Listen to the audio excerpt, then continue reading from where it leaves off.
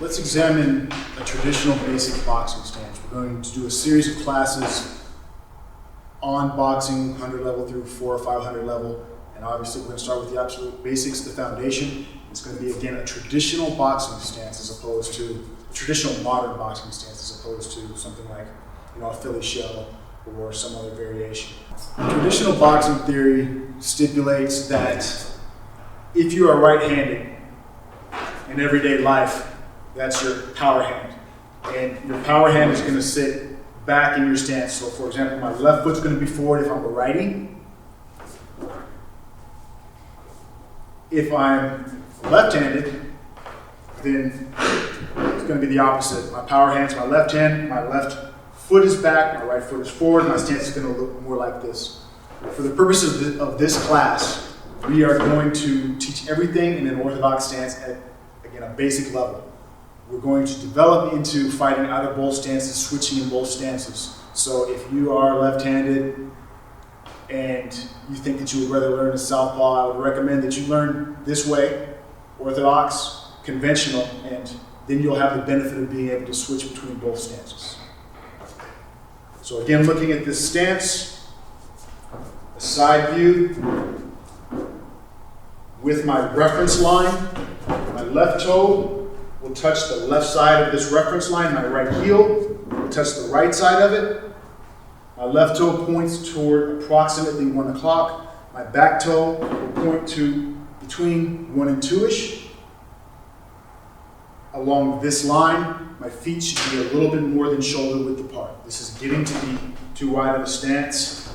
This is too narrow of a stance. Hand position from the side angle. Right hand, knuckles will come up to about my cheekbone. Thumb measurement is to about my nose as far as distance goes.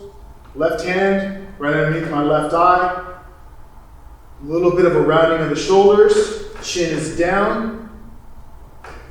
So now those elbows can drop as my head comes down a little bit. The more upright I am, the more I start to expose my body.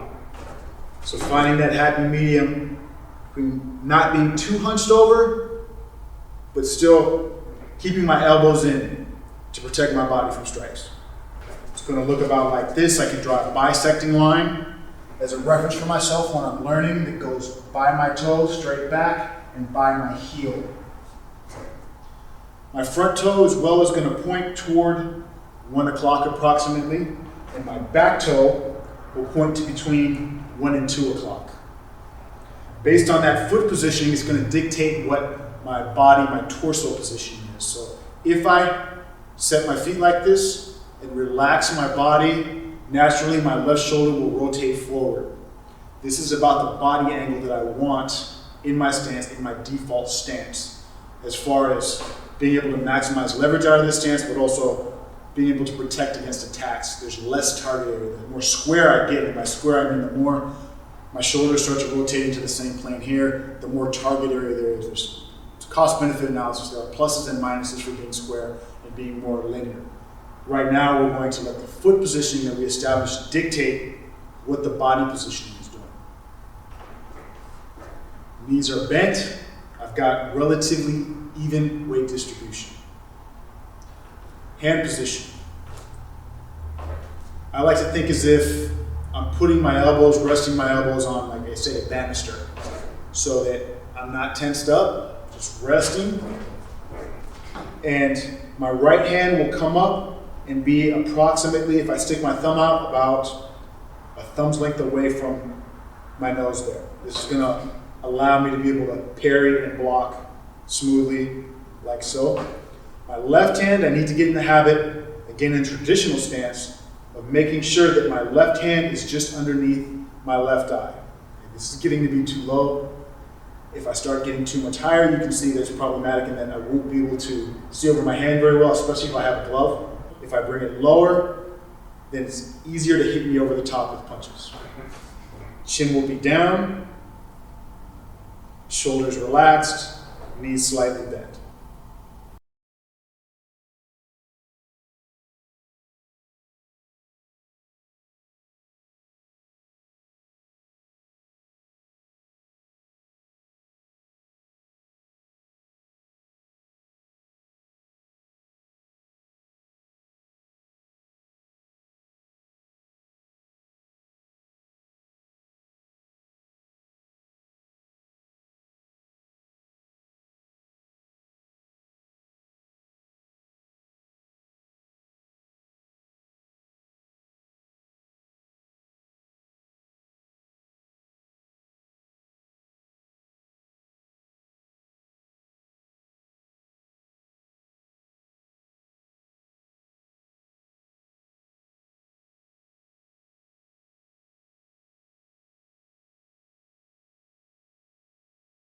retaining your stance as you move is obviously an important aspect of boxing. We've established our stance, and as I step, I need to retain the stance. When I move to my left leg is going to move to the left first. My right leg is going to gather/drag in such a way that I still have that bisecting line that I referred to before. My feet are still pointed at the appropriate directions, 1 o'clock and between 1 and 2 o'clock. When I move to my right, stepping, sliding, and gathering. Similarly, I want to avoid a few things like plotting. So one foot will step, the other one will slide.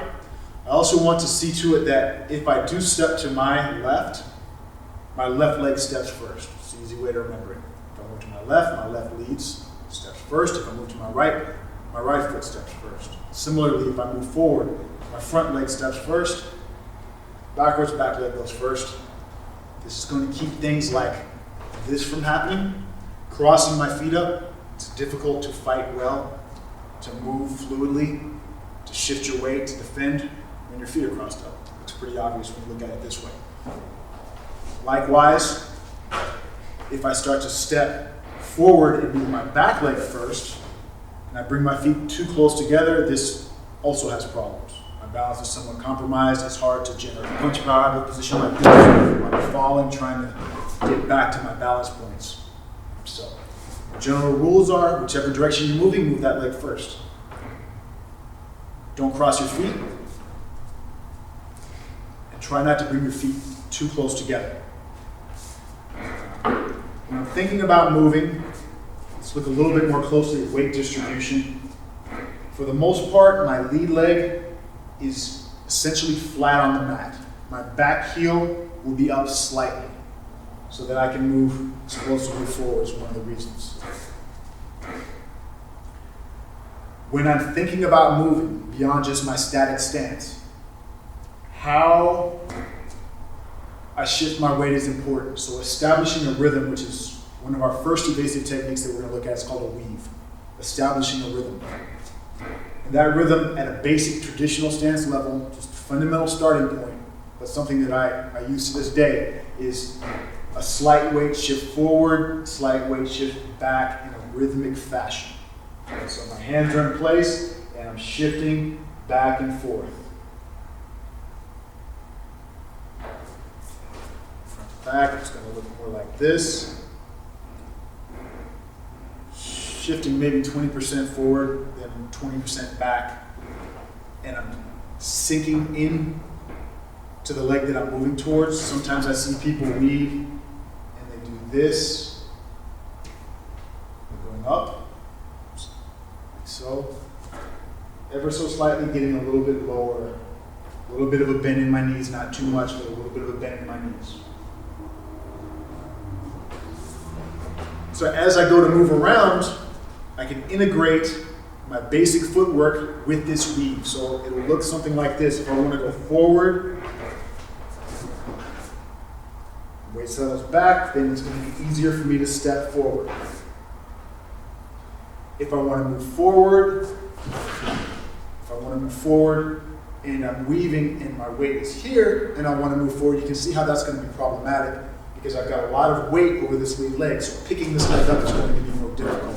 So I need to start to figure out how to integrate my movements and eventually my punches with my weave and stepping in my stance. So going forward off the back leg, going backwards off the front leg maybe. If I'm going this direction, I can push a little bit more off this leg. If I'm going this direction, push off this leg. So fundamentally, establishing my weave, moving right, left, front, back, you're going to want to practice that and moving appropriately, pushing with the correct leg.